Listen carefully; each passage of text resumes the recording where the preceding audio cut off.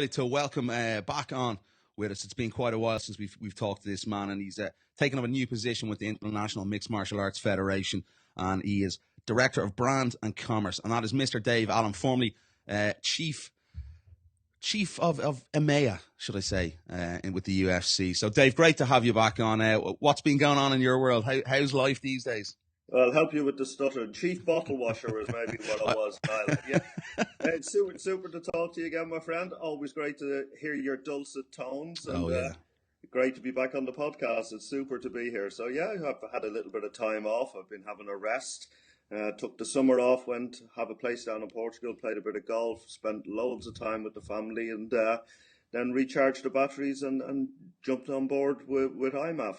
Didn't want to walk away from the sport, that's for sure. Dave, talk to me about, obviously, your time in the UFC. How do you look back on that now? Do you look back on it fondly, or what's your opinion about your time there with the UFC? Oh, absolutely. Well, it's not so much looking back. I still feel that, as we're all in the world of mixed martial arts, I still feel a big part of everything that's going on. And I do look back fondly. Had some amazing times. I'm just looking behind you there, and I see the poster for Machida versus Munoz, which was actually the first event that I went to in Manchester back in 2013.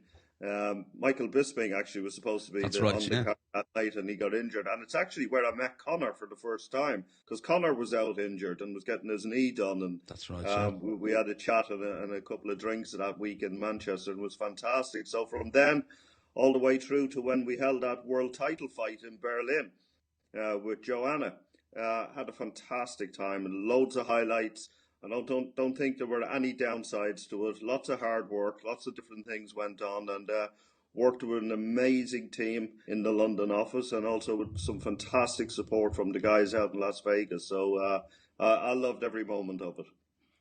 You're back in martial arts, Dave, obviously with the International Mixed Martial Arts Federation, the world governing body. Talk to me about your new role. What's that going to entail? Yeah, well, first of all, it is a mouthful, isn't it? The International Mixed Martial Arts Federation. So the short way of calling it is IMMAF. So just stick with IMMAF, and then we can get through about half of the podcast at the same time. I've come on board to help our president, Carrot Brown, and our CEO, Denzine White. We've got a lot of good people in the organisation. I've come in to help make it a sustainable organisation, but also to make it a self-sufficient organisation. And what I mean by that is that we're a charitable organisation in the way that we're structured. So we don't make any profit. Any money that we make goes actually straight back into the sport of martial arts all around the world. With a lot of the work that we're doing, and that is from running referees courses, and we have Mark Goddard running around the world on our behalf, running courses everywhere.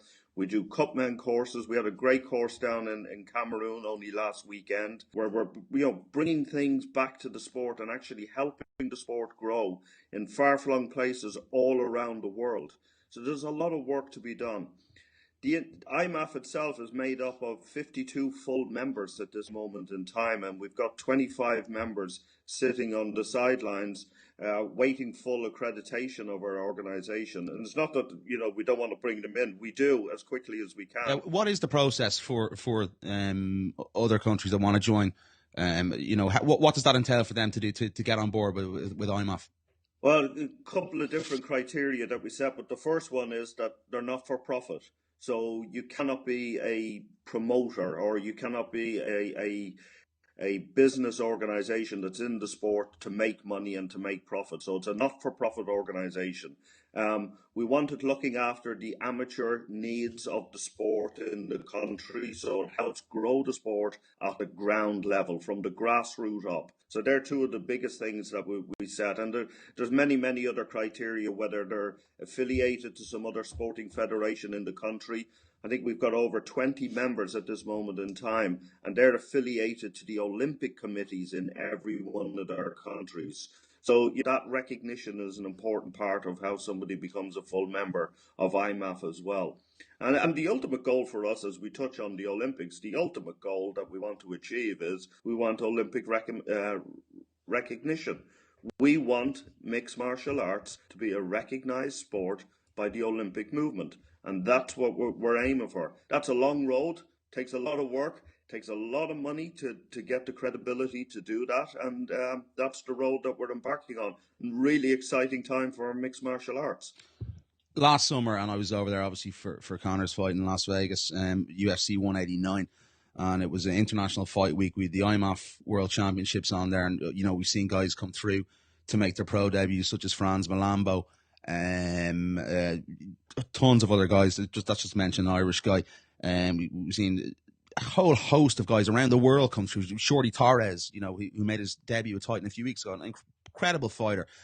You know, to keep these events going, you know, you've been brought in there to bring in the money. How do you go about it? What sort of sponsors, what avenues do you go down to make that happen, to keep this this organization taking and going over and to push it into the limelight, to get into the Olympics?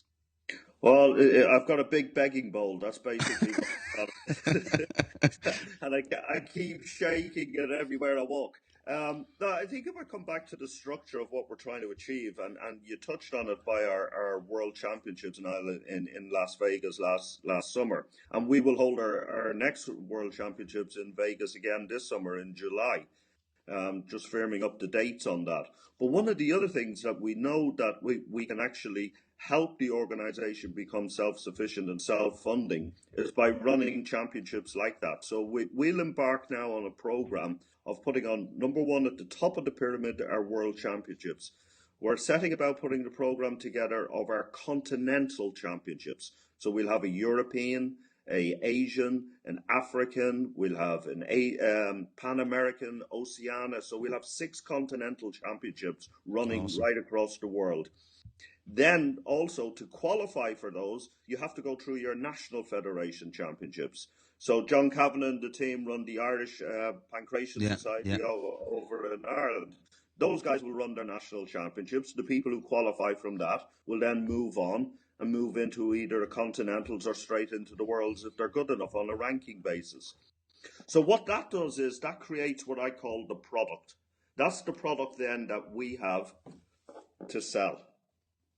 So it's basically a Christmas tree effect to the Olympics. That's what you're trying to achieve, to do a pyramid sort of scheme in that sort of context. But how do you? So it gives you a product, number one, that you're out there in the marketplace, and it does 2 things. That product, number one, and very importantly, is for the athletes. And you talked about the likes of Torres and those guys. What it does is it creates a runway and a pathway for those guys to compete at the highest level, either in their country, in the continent that they're from, and then heading to the World Championships. Think about it this way: if you're Franz Malumba and you're competing in the Irish Championships, you fight every day for 5 days to qualify and become the Irish champion. Then you go to the European Championships and you fight for 5 days every single day, and you become the European champion. Then you go to the World Championships and you fight for another 5 days. All of a sudden, you've got 15 top-level fights under your belt as an amateur. You're a lot more prepared for going into the world of professional sport than you would have been in the past. And I think that's the important thing for all these athletes. And some of them may not even want that route. They don't want to go professional. They want to stay amateur. And I think boxing has done a great job. If you use Katie Taylor as the example, who's come through the amateur ranks in boxing all her life and stayed amateur, but has created a great career out of it. So that's the first part about it. The second part then, as a product, what it does is it gives us something to offer up to broadcasters all around the world. So people have a huge appetite at this moment in time for top-level sport. What we can provide them is the top level of amateur sport. So again, like boxing through the Olympics or like the International Athletics Federation, all of those platforms then set to the pinnacle of every sport, which is the professional level. So we've got a great product offering that we go out and we talk to broadcasters about. Then we've got sponsors and we've got companies who want to be involved in the world of mixed martial arts. And we create that platform for those companies, whether they're regional, they're national, or they're international companies. And we've got people knocking the door down asking how can they get involved with IMMAF at this moment in time. And that's what my role is. So all of that brings money, and that money then gets invested absolutely at the pinnacle of our sport, at the top of amateur level, but more importantly, growing the grassroots of the sport all around the world. Brilliant stuff, Dave. From your point of view, you're probably less out of the spotlight now than you were in the UFC. You had a lot of media dealings, and you're running up and down the corridors, I'm sure, trying to look after guys at times as well. On top of what you had to do with the business side of it, is this sort of more in your interest because you're sort of behind the limelight? You don't have to be in the media and the spotlight as much. You can get your job done a little bit easier. Is it something you prefer, basically? No, not necessarily. I think that every job has the things that you like doing, and every job has the things that you don't like doing. I think this role actually gives me a lot of encouragement and a lot of give back, because it's something I can give back. I've been involved in sport from a business perspective for over 25 years, and working now alongside the guys and girls in IMMAF, I'm able to give something back to the sport itself. It's not necessarily just about the business opportunity. And I think, credit has to go out to the IMMAF organization that's there currently, but also the people who were there and set it up in the past, and the people who are in the countries running each one of the national federations. Every one of them is a volunteer. Every one of them is doing it on their own time. Every one of them is doing it out of the goodness of their heart. They're not doing it for a return on cash. We got people down in Cameroon. They're asking us, can we provide them with mats so the team can train? And you got a team of people out there trying to figure out, well, how can we raise money? How can we bring money in to go and do things like that? And I think that's the real nice part of working alongside Carrot and Denzine here. We got people who want to give back, who see what the sport is all about, who want to help educate a lot of people around the world, whether they're fans, whether they're just MMA fans, whether they're people in government. What is the sport all about? So it'll bring that credibility as well, and hopefully then we get that Olympic recognition, and we get recognition right across the board, and we stop people saying that we're all crazy mad animals who jump in a cage and want to fight without gloves, or we're gay porn, or whatever else. Don't want to go there, but you know what I'm talking about. I know, New York. Dave, from your point of view as well, you're a guy, as you mentioned there, you've been with, I think, Umbro, Nike, with the UFC. You've been in really high positions from a business end. How far away do you think IMMAF is from getting that recognition to be in the Olympics? Is it 4 years? Is it 8 years? Coming in from what it is now at the moment. The timeline on it is a very difficult one to put. I would say it's somewhere between 4 and 6 years, and it's not that that's the only thing that has to happen. We've got a lot of things that we've got to work on, and I think one of the things that is out there for us is to first of all get Sport Accord recognition. And the Sport Accord convention happens in the next couple of weeks down in Switzerland, and we will attend the Sport Accord meeting. And once you're affiliated with Sport Accord, you're in that body of governing sports, who actually are the rule makers and the pacemakers for what sport will be for the future. And that's the route that we want to go. And there's a lot of criteria that you have to have 45 members, I think it is, before you can even apply. Now we're over that threshold, and so we can apply.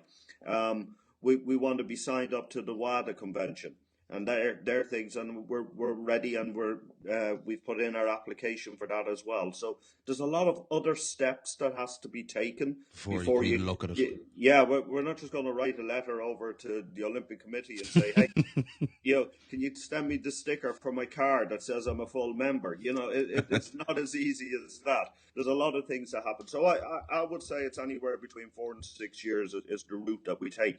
But in the meantime, there'll be a lot of other things that will happen, whether it's government recognition, whether it's recognition by the sports ministers in countries, whether it's I'm living here in the UK now, whether it's Sport England give recognition to the organisation of the UK MMA. That's pretty essential for every national body for that to happen, that they get 100% recognition before you get to the Olympics. Is that correct?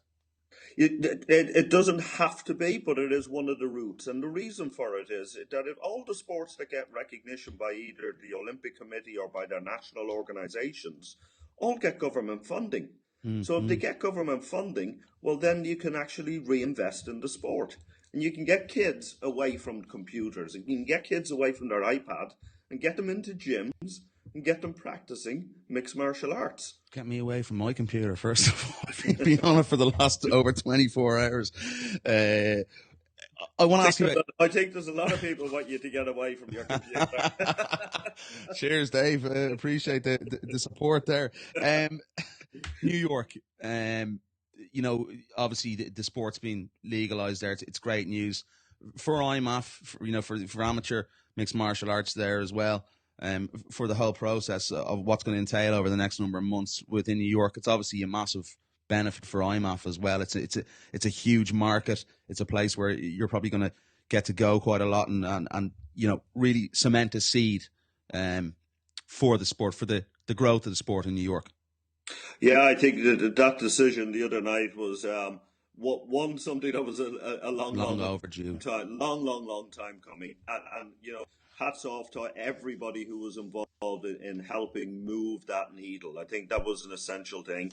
But it's just one step. They've got to go through legislation now and write it in. And, there's a lot of work still to be done for the teams that are involved in that. IMMAF or USA Federation have had a lot of support, and they've been given a lot of support in getting that over the top. So I think hats off to those guys. But the job's not done. And I think one of the critical things for me, being a European, is that the next stepping stone for us has got to be France. We've got some great athletes all 100%. Around the world in many different promotions and at either amateur or professional level who come out of France. It's a great fighting nation, and we're just not there with recognition of the sport yet. And it's been driven underground because of that. And so I think, as soon as you tick one box, you can pat yourself on the back, but you've got to get up the next morning and go, okay, where's next for the sport? Because there are many other places, whether you're down in Australia and some of the States as well. So there's a lot of work to be done on that side of things. But, New York was a sensational thing the other night. It was painful to listen to them for 3.5 hours. But I think we got there in the end. So you got to go through pain to get any good results. So happy for everybody there. But really great news for the sport, and looking forward to to seeing especially the UFC walking into Madison Square Garden. I remember standing outside Madison Square Garden nearly a year ago with my son. We were going to a basketball game, and I said to him, one day we will be here, and now that day is not far away. Can't wait. It's absolutely fantastic news for the world of mixed martial arts. David Allen, just before we let you go, just tell me you're not going to turn out like FIFA. Oh. I think one of the things that 20 years down the line. I think one of the great things for IMMAF, and we're only 4 years in as an organisation, is that we can learn from mistakes that were made along the way, but we can also learn from the good things that a lot of the other big organisations around the world can do, and I say that from a commercial perspective, but I also say it from a governance perspective. And I think, every day when we see that, it hits the news, whether it's FIFA, whether it's the athletics bodies, there are things happening every day. We've got a great opportunity to make sure that within this sport that we don't make those same mistakes twice. We got a blank sheet of paper to write the rules. We got a blank sheet of paper to write our statutes. We can make the changes. We're very nimble. And I think that's a benefit to us as a new sport. And if you think of it this way, mixed martial arts is probably one of the only sports in the world, if not the only sport in the world, where the sport started at the professional level. Every other sport started at the amateur level and built itself to get to the professional level. We've got the pyramid upside down here. You know, so we're turning it around now, and I think we've got to take that as the opportunity for everybody who's involved, and it's people like yourself and, you know, many other people around the world. Please just keep knocking on our doors, keep telling us what to do, keep driving us to get to a better place, because we're all in this together. You know, everybody's 100%. In this together. We all love the sport, and that's the most important thing. And then that's why I'm here. You know, love the sport, and we want to continue to do the great work that has happened. But we have got tons of work to do going forward. So any help that anybody out there has, throw it our way, and we'll grab it with two hands. Dave Allen, it's always a pleasure to talk with you and catch up with you again. Delighted that you're back in mixed martial arts. Great to have you on the show. Do appreciate the time. Super to talk to you anytime. Good to see you. All the best, Niall.